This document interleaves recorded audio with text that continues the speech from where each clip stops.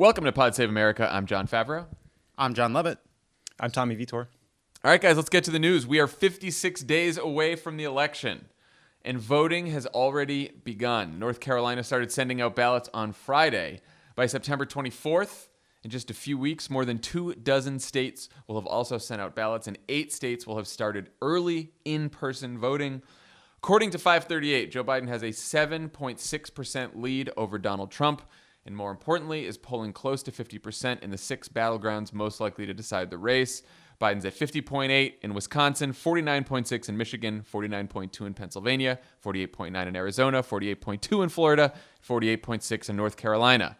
Biden, Kamala Harris, and Mike Pence were all visiting battleground states on Monday for the unofficial Labor Day kickoff to the fall campaign, while Trump called a last-minute White House press conference to deliver this message. President Obama and Biden, Sleepy Joe, he knew everything that was happening. They were spying on my campaign and they got caught. Now let's see what happens. But if this were the opposite way, people would have been jailed. They would have been in jail already for a period of at least, it would have started 2 years ago, and it would have been for 50 years for treason. You think they had that marked down on the message calendar? Labor Day kickoff to the campaign. President goes out, accuses opponent and past president of spying and treason. All right, so we have been through both conventions, dueling trips to Kenosha last week. Tommy, what have we learned about the state of the race, Biden's challenges in the next 56 days, and Trump's challenges? We have learned that the race is very stable, that national polling average has been quite steady. I am not thrilled about some of the tightening we're seeing in state polls like Florida and Pennsylvania, but we'll get to that freak out another day. There was a Democratic super PAC, Priorities USA. They did a big round of polling, like 5,000 interviews with battleground state voters who have not made up their mind. And they found that, by and large, for a lot of them, they're not only decided, but there's no chance they would vote for the other guy. That survey found there's basically 13% of the electorate that is persuadable, and within that group, about 5% of them would consider voting for Trump. So the question becomes for both the campaigns, like, how do you find those folks? How do you reach them? How do you persuade them? And the biggest challenge for Biden, I think, will continue to be finding ways to make news and just talk about issues that actually matter on his own terms, because Trump so thoroughly dominates the news cycle every day. I mean, in that press conference we just played a clip from, he attacked John McCain again. He supported an investigation into his own postmaster general's corruption charges, which was sort of just like, I'll brush that aside, right? So he's obviously dominated the news cycle. Trump has this advantage on the economy. Biden wants to chip away at that. It's hard to get coverage of your plan to strengthen collective bargaining rights or bring back manufacturing jobs in this climate. So they've got to work on that. The flip side of that, though, is that we're on day 5, I think, of a conversation about whether or not Trump hates dead Marines or thinks they're losers. I mean, I'm going to go out on a limb and say that was also probably not on the post-Labor Day message calendar. So, the hurdles for Trump are no discipline. He is incapable of driving a consistent message. And then I think much bigger picture is the handling of the coronavirus. It continues to be a disaster. We're averaging 40,000 new cases a day. Even if they do this sort of October surprise vaccine gambit, which everyone now seems to anticipate, most voters don't believe what he has to say on the issue. So those are some big hurdles for the Trump side to overcome. Lovett, what do you think? Steady. It is now the steadiest race, the steadiest lead in modern history. Yeah, it's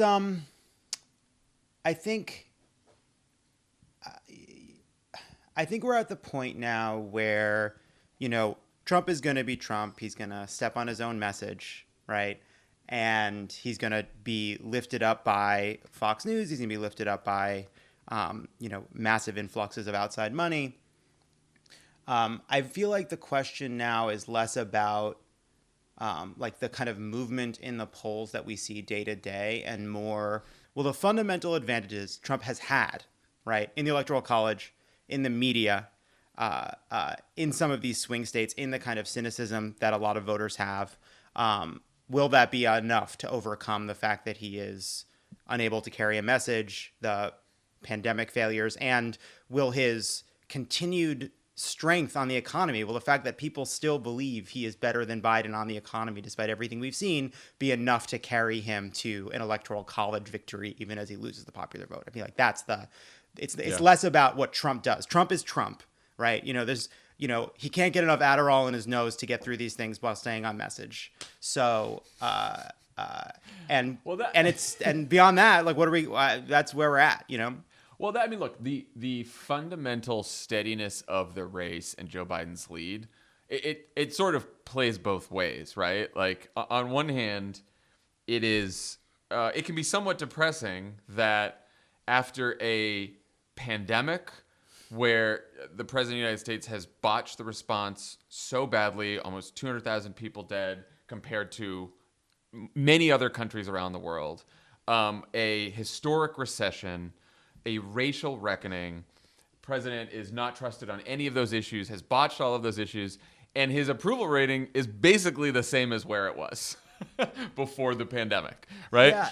And that part's depressing. On the flip side of that, it also means that some of the fundamentals that you're talking about, like, people are like, is the economy going to improve and help Trump? Are we going to have COVID cases declining and that's going to help Trump? Is there going to be a gaffe that helps Trump or this, that?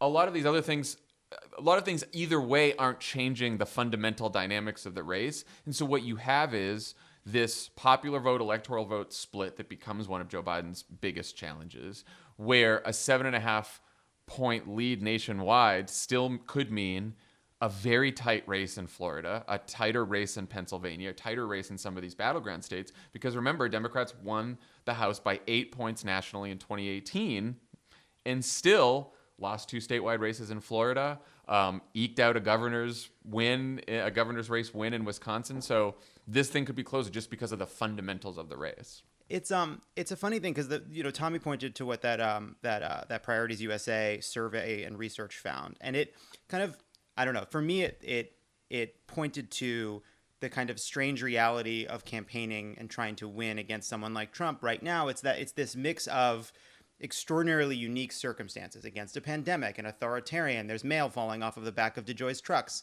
And then at the same time, you look at that Priorities USA research, and what is the message they found that's the most important message to reach swing voters, not the third party voters, but the swing voters, potentially reachable voters. And it's, he's coming for your health care. He's coming for your Social Security. It's the normal kind of politics that we're sort of used to that helped us win in 2018. And so it's this crazy mix of, we got Bernie Sanders basically giving speeches about how we all need to be prepared to take to the streets if he tries to steal the election. And then we have research that's like, he's going to cut Medicare. That's the core message. That's how we win this thing. It's this strange combination.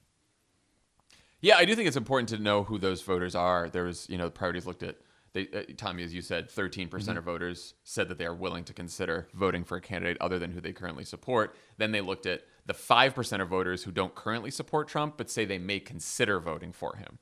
It's important to know who these voters are because we hear something happen and everyone's like, Trump's base will never leave him. Well, we're not talking about Trump's base, right? These 5% of voters who don't support him now but may, they don't like him. They think the country's going in the wrong direction. They don't think he's good on healthcare, the pandemic, race relations, but they think he's good on the economy. And that's where they are. So these aren't like MAGA people, right? These aren't like Trump fans, but they're people who may cast a ballot for him. And I think, like, as Lovett, as you pointed out, his plans to cut Social Security and Medicare to pay for more tax cuts, his plan to cut healthcare, like, that moves those voters. Tommy, I guess the question is, like, how do you break through with those messages in this environment?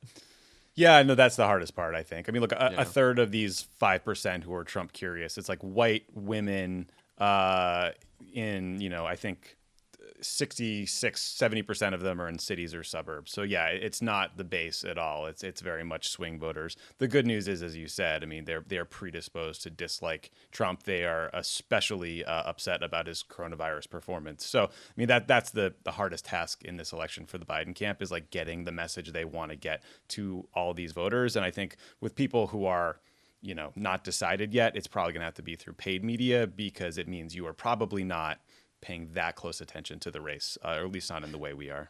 It's like the last of the voters who are still susceptible to love me or hate me, you have to vote for me. It's like that, all the shit that's happened to change it. Like, there's that group of people that are like, I think he's good on the economy.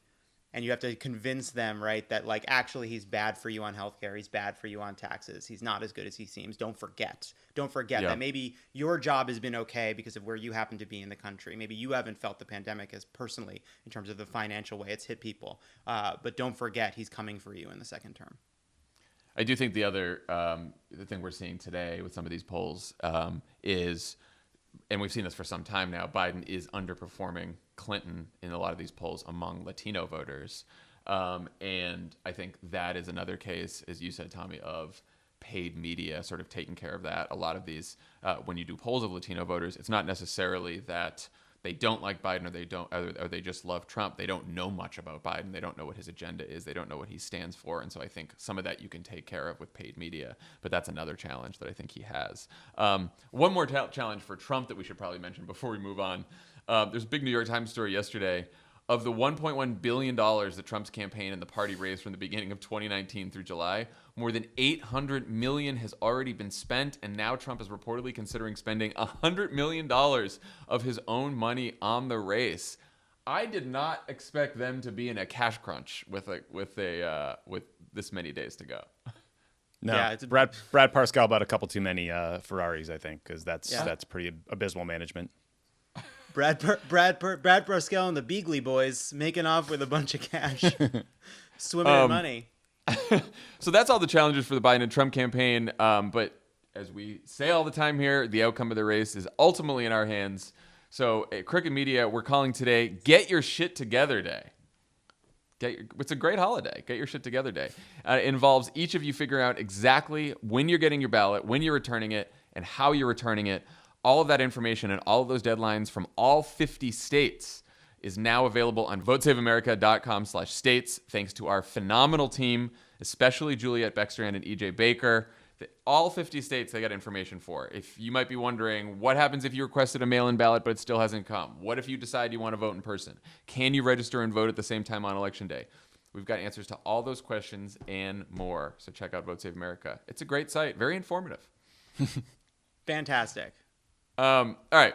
So during Trump's press conference that we just talked about, as Tommy just mentioned, the president spent his 5th day in a row making news about a piece in The Atlantic by Jeff Goldberg, where multiple sources detailed numerous instances of Trump disparaging members of the U.S. Armed Forces. The president reportedly said of a visit to a military cemetery in Paris, "Why should I go to that cemetery? It's filled with losers." He referred to Marines who lost their lives in a World War I battle as suckers. When John McCain died and White House staff wanted to lower the flag to half-mast, Trump asked, "What the fuck are we doing that for? Guy was a fucking loser." While standing in front of the grave where John Kelly's son is buried, Trump turned to Kelly and said, quote, "I don't get it. What was in it for them?" And maybe the worst of all, Trump once told his staff to exclude wounded veterans from his military parade because, quote, "nobody wants to see that." So, Tommy, Trump's been denying this story left and right. A number of his own staff publicly denied it to make the boss happy. All the MAGA media stars are, of course, just taking Trump and his staff's word for it and using their denials as saying that it's debunked. Why is all of that bullshit? Let me count the ways. So, I mean, look, he's a liar, right? Obviously, his staff is full of liars. And they supported him and backed him up when he was drawing fake hurricane path maps on weather maps that he had printed out, like from Alta Vista or something. They back him up when he claims that millions of people voted illegally in 2016 or that Obama spied on him, so they have no credibility. I'm not particularly convinced by Sarah Sanders when she trots out another lie.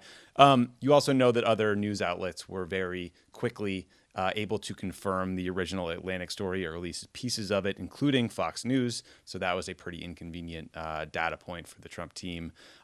The anecdote about Trump being upset about the flags being lowered to honor John McCain when he passed away track pretty identically with public comments Trump has made about McCain. And the former Department of Homeland Security chief of staff said on the record that Trump's staff called him to complain about the flags being lowered. So it seems like that's pretty well confirmed. And it feels like the sourcing on these stories is an open secret. People are heavily suggesting that it is coming from John Kelly's peers, like 4-star generals like General Mattis or Joe Dunford or others. And I'm not arguing that we should believe everything that those guys say, far from it. But it does suggest that this is coming from people who are, well positioned to know what actually happened, not just some little, shithead Trump staffer who overheard something in a staff meeting, right? And like, then broadly, it just tracks with what we know about Trump as a person. I mean, we know he said that VD or avoiding VD was his personal Vietnam. He doesn't understand public service. He doesn't understand the concept of like sacrificing something for a bigger goal or vision. It's about money and fame and personal success. So it all makes sense. It speaks to his character. I mean, yeah, like it tracks the typical Trump denials around this stuff, right? Which at first it's all fake and it's a hoax, and then you get a bunch of people on the record, and then you get then you get some anonymous sources, then you get more people on the record, and then finally Trump just basically like admits the thing that he denied in some other way. On the press conference he said he wasn't a fan of McCain. He accused the country's top generals of being war profiteers. That was something that happened Sunday. Lovett, what did you think of this story? Yeah, I mean, look, Jeffrey Goldberg is not going to publish a conversation between John Kelly and Donald Trump, and where Donald Trump basically insults the memory of John Kelly's dead son, if John Kelly is going to go out and deny it. That's not going to happen, right? That's like inconceivable. Right. So, I mean, look, crazier things have happened. And John Kelly hasn't. And John Kelly's been quiet. And he hasn't. Yeah, of course it fits with what Trump has said. And then on background, right? Yes. Yeah. What always happens, right? Trump has his people go out on a limb and then he cuts the limb off. This time, now on background, you see some of his Trump aides being like, he doesn't mean it. He's just a huge fucking asshole, right? Like that's sort of the place they end up at. And yeah, I mean, of course it's true. Like some of the things he denied, he said on camera, right? Like I never called John McCain a loser. That part was on camera. I think he doesn't remember it because the loser is sort of it's inside of a sentence. It's not like he doesn't say John McCain's a loser, but he does call John McCain a loser. So I think he just doesn't remember that insult because look, he's been a touring comic for a very long time. He doesn't remember every line. So yeah, obviously it's true. I just do love that excuse that they basically use, which is like, yes, he was an asshole to the troops. Yes, he was an asshole to dead troops, to wounded soldiers, but he's an asshole to everyone. Well, yeah, it's like when they would defend Don Rickles for Asian jokes. Like it'd be like, he's an equal opportunity offender, The other thing they trotted out was like, he just hates war so much. That's why he's lashing out. Yeah, right. Is just sort of being misconstrued. Like, what are you talking about? Well, the thing that's so frustrating passionately about that, against war. It's right. He's a peacenik. Well, it's also like he goes around the country saying like we were out of bullets. There were no bullets left in any of the guns, and I bought all the bullets. I've raised defense spending. I'm the guy that raised defense spending. Then he turns around and says like, these generals, they hate me because I want to cut defense spending, or I don't want to spend money on a defense contract. Where does he think this bigger budget goes? It's not his Secretary of Defense. Attack. Yeah, his Secretary of Defense was a defense lobbyist before he got this for Raytheon. Raytheon, right? Yeah. He was making drones. There you go. So the Biden campaign and a bunch of other groups have already cut ads about Trump's comments, and the former vice president responded pretty forcefully over the weekend. Here's a clip. If these statements are true, the president should humbly apologize to every Gold Star mother and father and every Blue Star family that he's denigrated and insulted. Who the heck does he think he is? He was pissed. Lovett, the question now is how much should Biden and other Democrats focus on this? There were predictably a lot of media and political types over the weekend saying that this won't really matter, it won't change any minds. Even in the Atlantic piece itself, as Pfeiffer pointed out in his message box over the weekend, in the Atlantic piece it says Trump did no damage to his 2016 candidacy by attacking McCain or the Kahns, the Gold Star family he attacked during the Democratic convention in 2016. What do you think of that argument? I find that's very silly, right? Like when a campaign wins, everything they did didn't work, and every attack against them didn't fail, right? That's just not how the world works. Right? For all we know, Trump would have had a smaller popular vote lead had he not insulted veterans and insulted John McCain and insulted the memory of people who lost their lives serving the country. I was thinking about this, and I do think sometimes when these things happen, it's a bit like Aliens, the movie Aliens, in that bad shit is going on. We know, there's the kind of like, there's like the Paul Reiser, McConnell types playing all the angles. We know who the aliens are, but then Twitter is like the part where Bill Paxton is like, game over, man, game over. Nothing matters. It doesn't matter at all. And it's just, but there's the moment, right, where, okay, everyone, the guy from The Abyss and Terminator turns to Bill Paxton and says, shut up. Things can matter. This isn't a horror movie. This is an action movie. We can actually win. And to me, like, the game over man people, the nothing matters man people, like I find it very frustrating because I obviously understand why it would be comforting and kind of easier to think nothing matters, but actually things do matter. That's what makes this period so awful. We actually can make a difference. We actually do have agency, and we can decide to make these things matter. That's what Dan said in his column, which I think is exactly right, that these things can leave a mark on Trump. He's already underperforming in terms of polls of active duty military than he was in 2016. And in the same way, Trump is trying to go through our key demographics and pick off just enough to help him at the margins. That's something we can do too. And this can matter. I do not think Trump is going to be helped in his problem of underperforming amongst active duty members of the military. According to the polls, been a week of stories of him calling people who died for this country suckers and losers. I don't think that was good for him. Tommy, what do you think? Yeah, I mean, look, this shit drives me crazy. I just think like everyone needs to declare a moratorium on declaring something won't or will matter, just because one, we cannot predict the future. That seems obvious, but you have to repeat it. Second, like whether or not it matters is up to the campaigns and it's up to the coverage. So when you see a bunch of political reporters saying, this won't matter, it can be a self-fulfilling prophecy. And finally, like we're not talking about the bottom dropping out, right? No one is expecting his approval to dip to 5%. Like Trump won Michigan and Wisconsin by 33,000 votes. So a small change in that support can make a huge difference. It could be the difference between winning and losing. And so again, like what drove me crazy about this particular controversy is there was an analogous situation in 2016 in that fight with the Khan family, the parents of the Army captain who was killed in Iraq.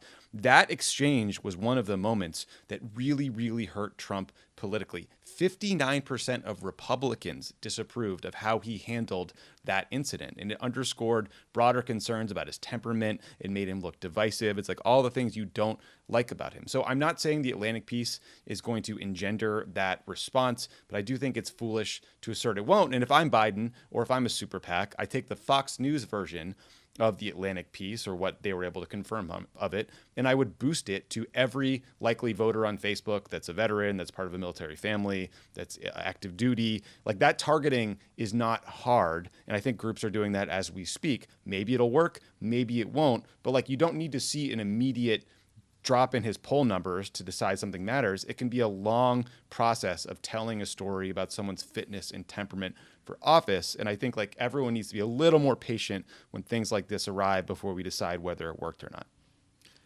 Tommy, it's like the real sentence should be, if I went on the street and shot someone on Fifth Avenue, it would hurt me a little bit with some swing voters. And Yeah, I can't afford hurt me at the that. That's why I margins. won't do it. It'll hurt me Right. at the margins. I mean, it's a close race. There could be 150 million people voting.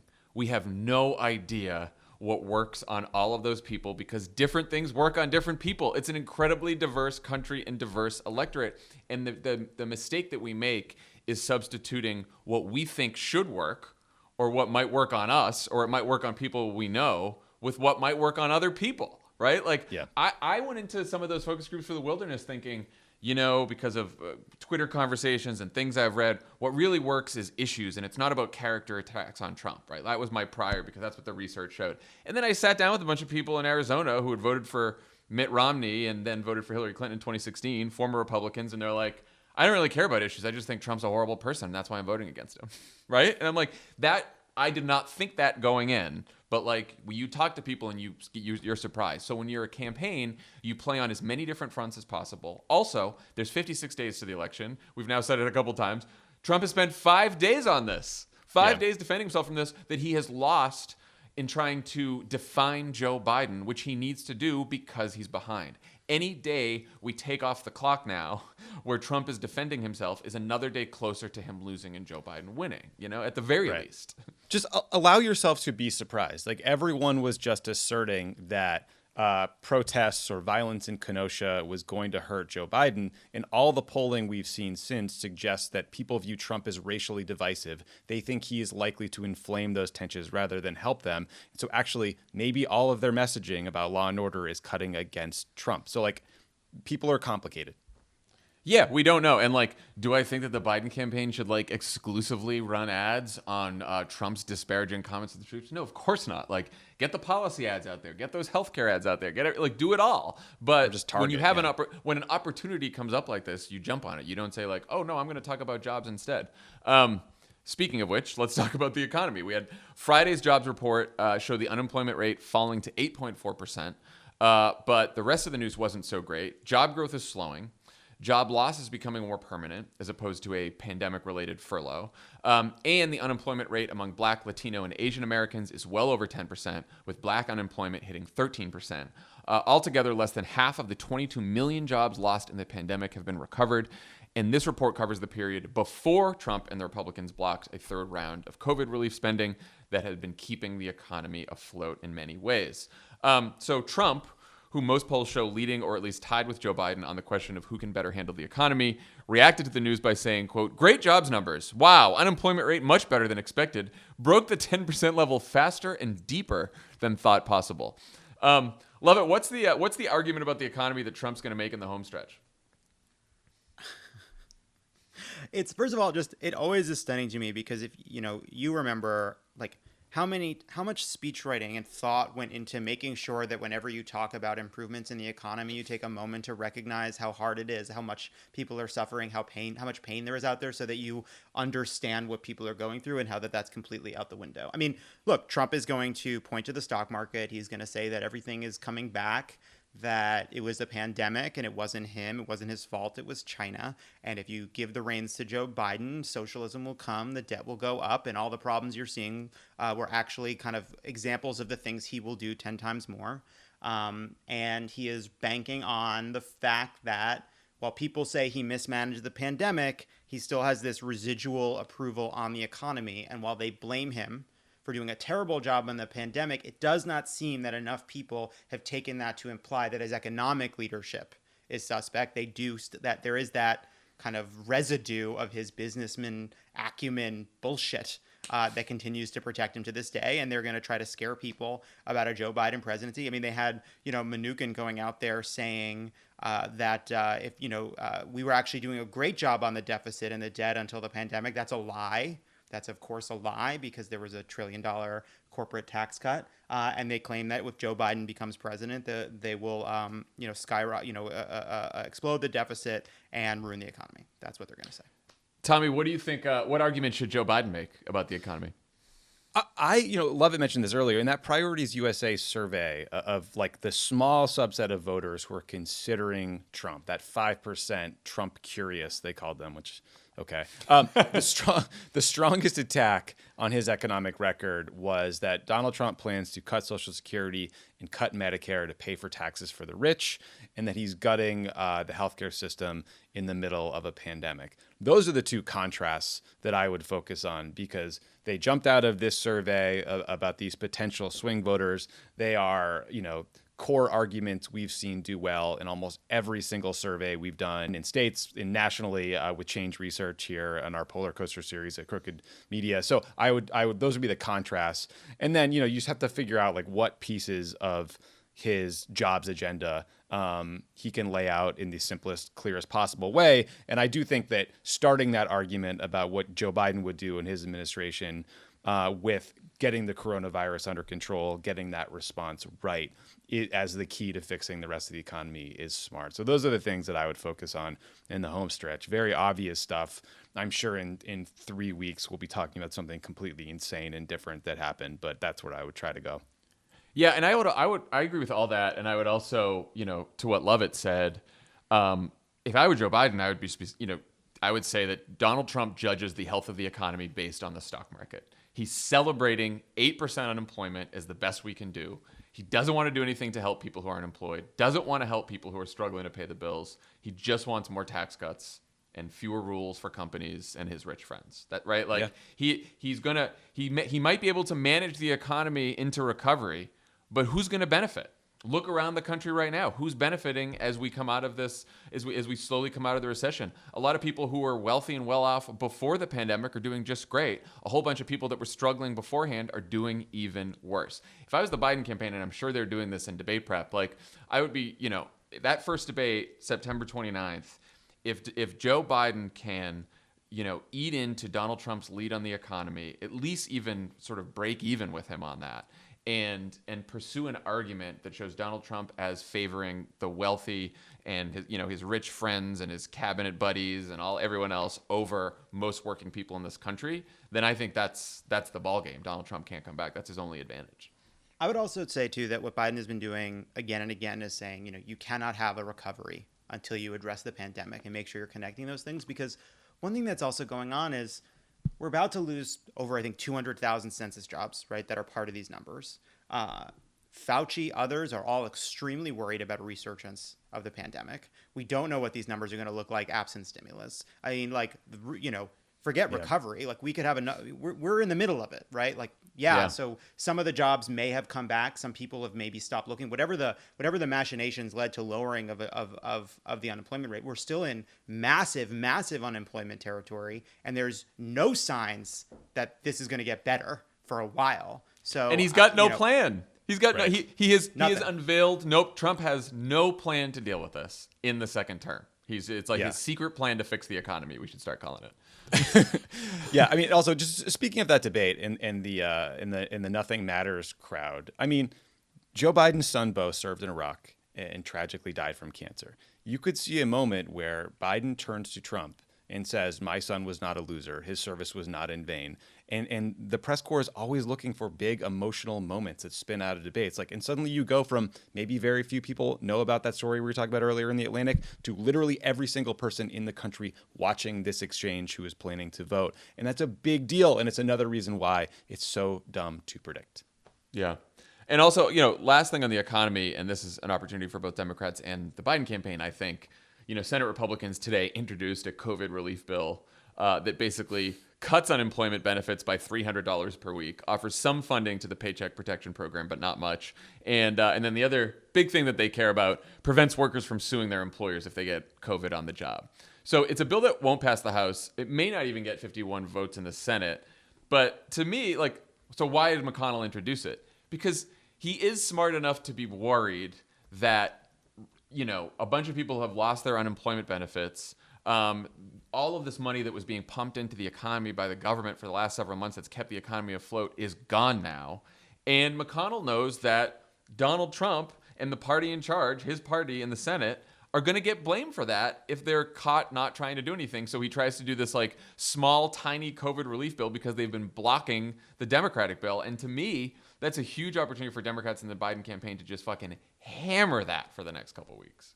Yeah, this is a jobs program for Martha McSally, Susan Collins, Tom Tillis, Cory Gardner. That's what this is. This is That's exactly right. Purely, we passed a bill. That's what they want to say. They want to be going around saying the Senate passed a bill, but Nancy Pelosi. It's entirely political, entirely fake. And Trump knows it too, because Trump's out there talking about how he wants to help. I want to spend some money and give people direct checks and all the bullshit, all the stuff that he does on healthcare when he pretends that he's covering pre-existing condition and he wants to give people great healthcare. He's doing now on COVID relief because he knows he's supposed to say that because it could be a political weakness. But it's only going to be a political weakness if we make it one. And so I do think a huge part of the messaging from Biden and the Democrats need to be around this in the coming weeks. Yeah, I mean, look, on that Labor Day, during that Labor Day press conference, in between his attacks it went attack McCain, talk about random monuments. Then he started saying, "I know my customers," when he was talking about Democrats in Congress and blaming them for wanting to spend $1 trillion on relief and just, not mustering any semblance of empathy for all the people who are desperate and out of work right now. And then he moved on to locking up political opponents. What about Pelosi? You forgot about Pelosi's trip to the salon. Did that come? Pelosi got a haircut. I sketched out all the things that went on in that press conference. Then he yelled about vote by mail. Then he supported investigation into DeJoy's fundraising. Then there was the whole vaccine float. So it was a real fun one. Look, he's laser focused. He's laser focused on the economy and what matters to the American people every single day. Right. Can't lose to this guy. We can't lose to this guy. Get to work. I don't like the stakes being raised for DeJoy stealing the election. I don't like that. I don't like that now DeJoy needs the pardon too. I don't like it. Oh, yeah, that's a good point. Although I got to say, DeJoy is going to get a call from someone in law enforcement. You can't have your former head of HR detail on the record in the Washington Post the most clear-cut campaign finance violation possible. The only one that people actually go to jail for is these straw donations where you have your employees or your friends make donations to a candidate and you reimburse them. This HR director is on the record admitting to it, and then it's all backed by data. Like, that guy is Extremely provable. well, also Extremely provable. The reason that he's so screwed too is this is not some MAGA guy from the get-go. This is just your typical rich Republican donor Money asshole. guy. Trump loves to cut those people loose. Yeah. This is No, called he's not sondling. protecting This is him. called sondling. You're an old, bald, rich, white asshole who just wants the word ambassador on wedding invitations, and the next thing you know, you're testifying before Adam Schiff. Yeah. And when Trump was asked about whether he'd support an investigation, he was like, oh, yeah, absolutely. And if he did, they were like, what if he did something wrong? He was like, yeah, that'd be a problem. You know, there was no effort to defend him. He's not helping him. All right, everyone go to votesaveamerica.com/states. Make a plan today. Get your shit together. Figure out when you're going to vote, when you're going to get your ballot. And then also adopt a state and make some calls.